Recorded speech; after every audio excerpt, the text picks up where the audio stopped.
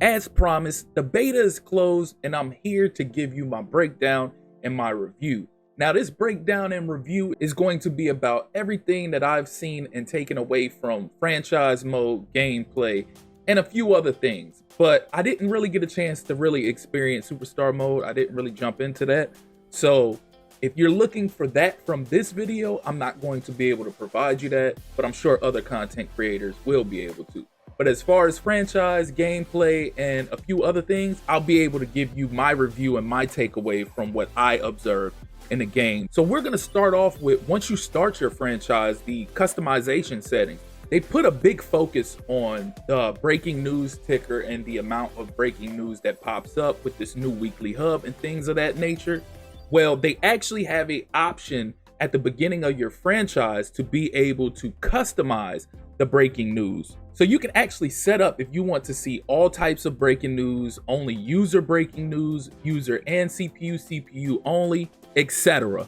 Also, I did notice while playing the game, this isn't directly franchise related, but while playing the game, I did notice that no, they do not have all assistants in the game yet, but they do have assistants, and not just assistants that were actually previously head coaches in the league and that they already have face scans. Because I saw that in a comment somebody mentioned under one of my other videos talking about them having assistants and not having all of them in a game.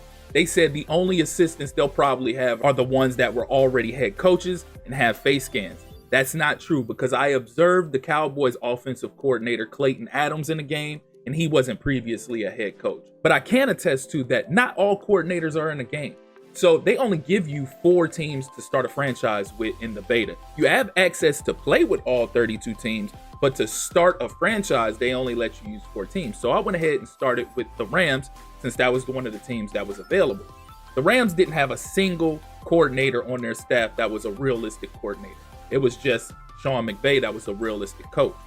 But you did have Clayton Adams on the Cowboys. Now, I wasn't in control of the Cowboys, so I couldn't see if they actually had Christian Parker as their defensive coordinator. But I did see in another game where I faced off against the Patriots, where they actually had Josh McDaniels on the sideline. And yes, he was a previous head coach. But that's just an example to show you that they do have real coordinators in the game. And it might not be all real coordinators, but they are implementing them as we speak. Another thing that I noticed, which is a big deal, is signing free agents. Signing free agents out the gate, to be specific. I'm gonna get into the whole free agency frenzy thing here in a minute, but signing free agents out the gate. In previous years, you've been able to load up Madden, start a franchise, and go straight to free agency and sign whoever you wanted to a one-time deal, a one-year deal for whatever the minimum was that they were asking. You couldn't change the amount they were asking for or the amount you wanted to offer. You couldn't change the amount of years, none of that. Now that whole process has changed.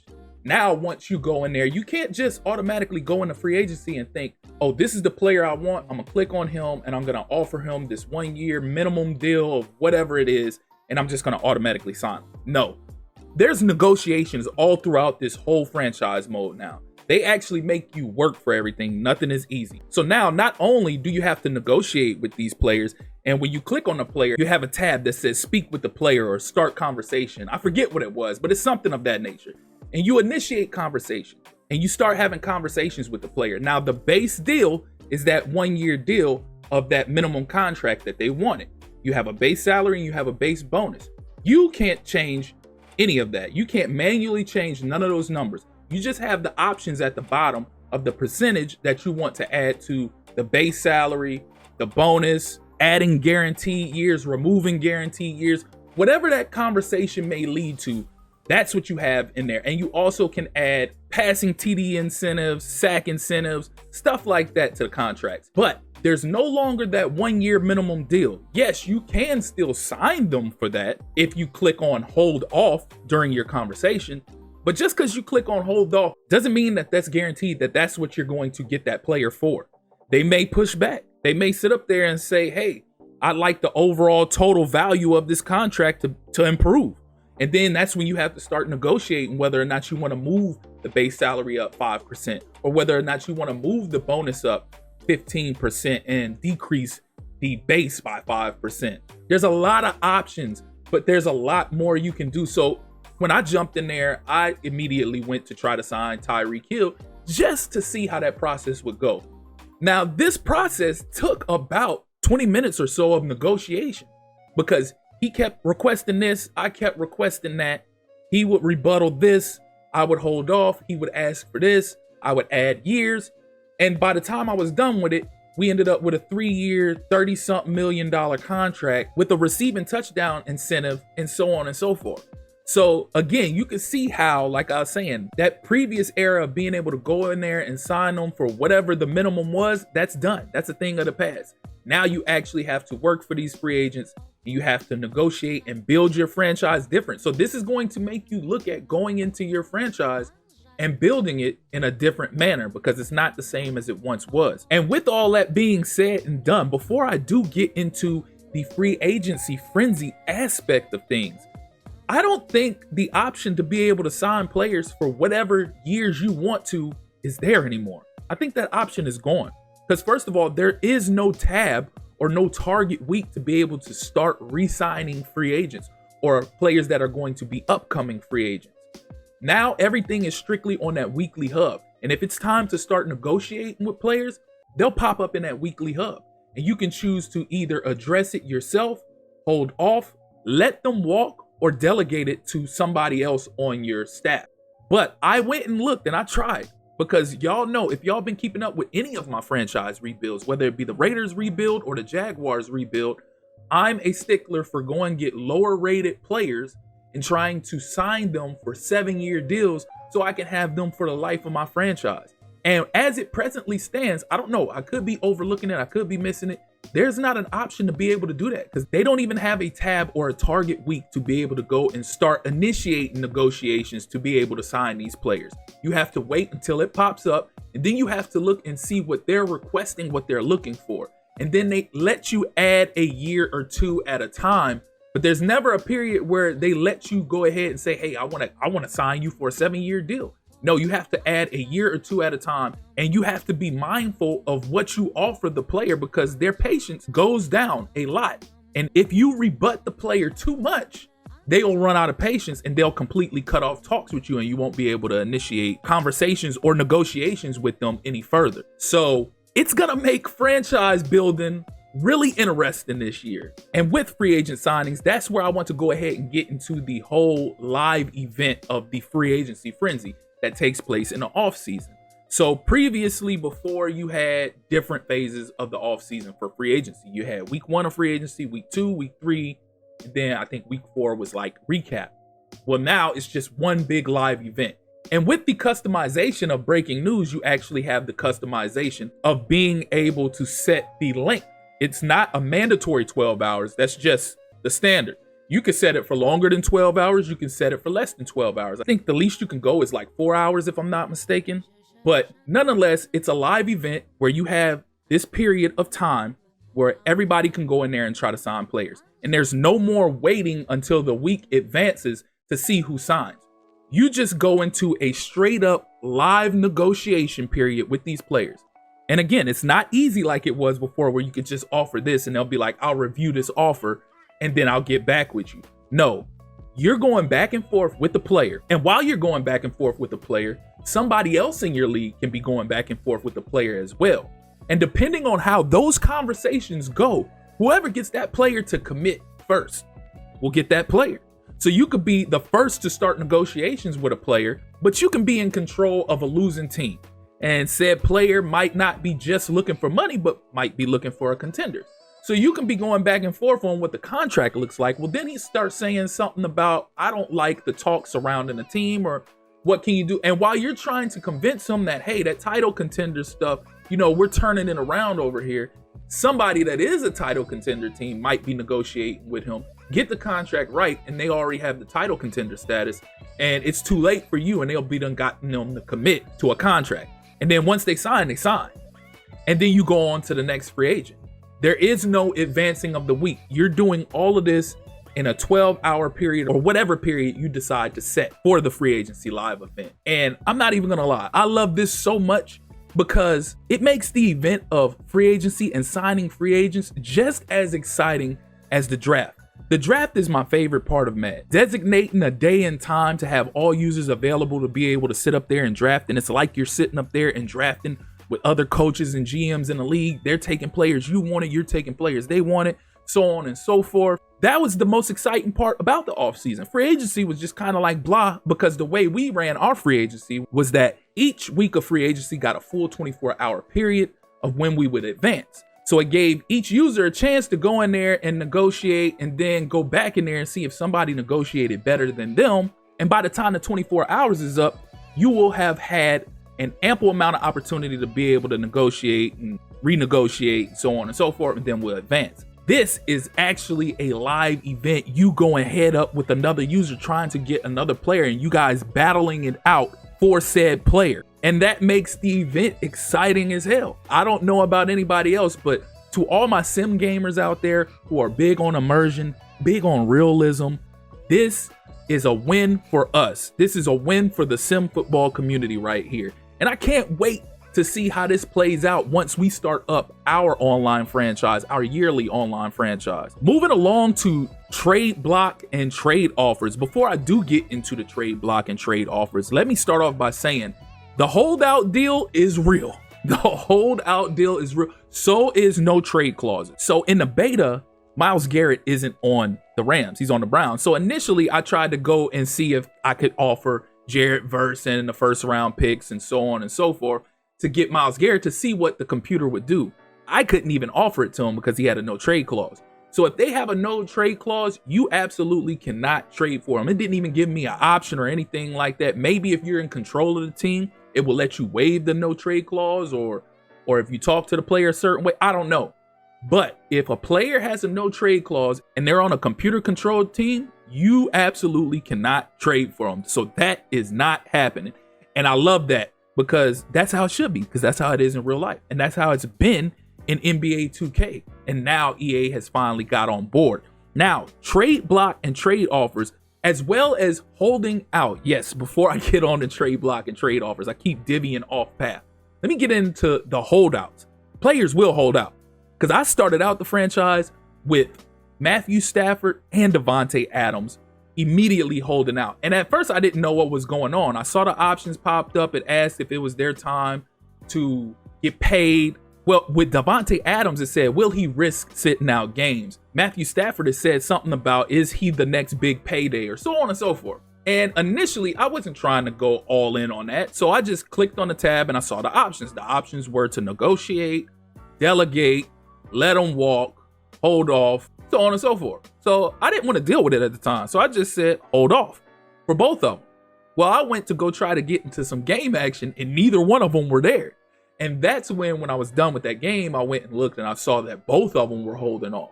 And I was like, wow, so they really will miss time. But to really test it, I simulated and got to the next week of preseason. And I went into that game. Well, it popped up again and I held off again. And I went into that game and they weren't available. So I was like, oh yeah, this thing is a real thing. So once I finished with that game, I said, you know what? I'm about to try to run this like an actual organization. And I put both of them on a trade block because, of course, we already got big money allocated towards other players. We're not going to be able to pay everybody. And Davante Adams is 33. Stafford, I forget how old he was, but he is up there too. So I put both of them on a block to see what I could get for him. And I was quite surprised at the offers that I received for both players. There was a ton of offers I received and I got the footage, but I'm not looking at it. So I can't really tell you offhand, but I can tell you for sure the offer that I got for Davante Adams, I couldn't pass up this one particular offer. It was Brock Bowers and like a pick or two. And I was like, no way in hell am I passing up on this. But before I did decide on that, I said, well, let me go see what they're offering for Matthew Stafford. And then I can go from there. Because I got to see if I'm going to be able to get a receiver in return for losing Davante Adams, even though I had signed Tyreek Hill and I had Tyreek Hill, Puka Nacua, and Davante Adams. So I went and looked at Stafford. And again, a bunch of really good offers. I even had Kyle Pitts offered for there. So there was a tight end there as well. They even offered Garrett Wilson. No, Garrett Wilson was offered for the Davante Adams one, but I passed up on that for Brock Bowers. But when I saw Matthew Stafford, I had one for DK. I said, bingo. So I'm going to take the one for Davante Adams for Brock Bowers, and then I'm going to come back and get DK. And then that'll put us over the top. And then I can go into free agency, sign a bridge quarterback, and then go into the draft or acquire a quarterback, and then we could build off of that. So I accepted the trade for Brock Bowers with Devontae Adams, but then when I tried to accept the trade for DK Metcalf, they wouldn't let me because it said we were cap strapped. So I had to choose another option, which wasn't a bad option at all, and that was Joe Alt and a couple picks from the Chargers. So I said, bingo, there you have it. I'm gonna take that, build up this offensive line. So I had Joe Alt and I acquired Brock Bowers, and I had went and signed Tyrod Taylor in free agency. That's another thing with free agency. You can actually edit players in free agency. You don't have to wait till they're signed on a team. But I signed Tyrod Taylor to be my bridge quarterback. And then I played a couple games, and then I noticed that Joe Milton got put on a trade block. So I made an offer for Joe Milton. I acquired Joe Milton. So immediately, just in a short period of time that I had this franchise, I was able to start really building out this team like an actual GM and a coaching staff would. So I had Tyrod Taylor as my bridge. I had Joe Milton as my up-and-coming quarterback. And I had pieces around them. I had Tyreek Hill. I had Puka Nacua. I acquired Brock Bowers. I acquired offensive line talent in Joe Alt. And then went to free agency in the offseason. Ended up signing Vita Vea and quite a few other players to build off of. Trey Palmer, KJ Hamler, so on and so forth. The franchise experience this year is light years away from what it has ever been. When I tell you there's always something to do, each week, you're going to spend a lot of time each week, depending on what it is you're trying to get accomplished weekly in your franchise mode. And again, as a sim gamer, I love every single bit of this. And I actually can't wait to get my hands on the game so I can really fully experience what it is to build a team that I'm actually trying to build with and not be restricted to the set teams that you allowed me to have. Also, another thing that I forgot to note is that with unrestricted free agency, it's the same as free agency frenzy. And when it pops up, it does the same thing. It's right after the draft. You go into free agency frenzy again. It's the same hour period that was set for the regular free agency frenzy, except for now it's only for undrafted rookies. So now there's no more everybody just going and taking all the rookies. Now you have to go in there and negotiate with each and every one of them, going up against everybody else in your franchise as well. Also, the whole franchise tag, transition tags, tenders, so on and so forth, that is a big deal as well. That has its own segment in the offseason where you get to go in there and choose the players that already played 3 years that were either undrafted free agents or late round picks, where you get to tender them, where they're unrestricted free agents. So you get to either pick whether or not you want to put a first round tender on them, where if a team decides they want to sign them, they have to give you their first round pick, or you have to pay them first round talent money for that 1 year, or you could put a second round tender on them. The same situation, same ordeal, or you could put a tender on them of the original draft pick that they were. And if a team decides to sign them, then they have to give you that pick, or you have to pay them that salary. There's also the transition tag, also the ability to be able to let them test the market, get a contract offer, and you have the chance to match it or first right of refusal. It's a whole lot. It's very, very robust. And again, I know y'all are getting sick and tired of me saying this, but the immersion is insane. It makes you feel like you're really in the position of a GM or a coaching staff making these decisions. And it's a beautiful thing. It's a beautiful thing. This has been a long time coming for sim football gamers. And I'm telling y'all are going to be excited once y'all get y'all hands on this experience. Another couple things that I noticed in franchise mode as well as outside franchise mode is during franchise mode, in between games, they have an option up there to where you can choose your commentary team. Now, whether or not that's supposed to be there or not, or if that's actually going to work when the game drops, I don't know. But I was able to pick my team. Like, I set mines to Mike Tirico and Greg Olsen, but when we got into the game, it was Kate Scott and Brock Heward. Again, I don't know if it's supposed to be there or not. And if it is, if they're actually going to have that option working when the game comes out. But it does pop up there. When you're picking uniforms and advanced settings, at the bottom, it says commentary team, and it lets you toggle who you want to choose. And if that is indeed a feature that will be available to actually work when the game drops, I know that's going to be clutch, because you're going to have a lot of people out there who are sick and tired of hearing Kate Scott and Brock Heward or whoever it is, Brandon Godden and Charles Davis, and they might just want to hear Mike Tirico and Greg Olsen every time. Well, you'll be able to pick that if they follow through with this. Another thing that I noticed that actually wasn't in franchise, and I don't know if they're going to have it in franchise or if it just wasn't in there for beta, but the whole indoor practice facility thing. When I went to available practice, there was no option to choose indoor or outdoor facility. But outside of franchise mode, when you go to practice, they let you choose whether or not you want to practice indoor or outdoor. So I don't know if that just wasn't there because it was the beta and they're going to put it in while they're still working on it. Again, this game is far out. It's not dropping until August. Unlike College Football 27, which was a lot further along in its beta and a lot more enjoyable as far as its playability during the beta, because it's close to being a finished product. It's about to drop in a little over 2 weeks. So of course that's going to be closer to being a finished product than Madden is. But Madden still showed a lot of promise in the beta, even though there were a lot of bugs and a lot of things that were off-putting. Another thing, speaking of not being as robust as the College Football 27 beta, is the equipment. The equipment is nowhere near close to the excitement of the equipment that was presented to us in the College Football 27 beta.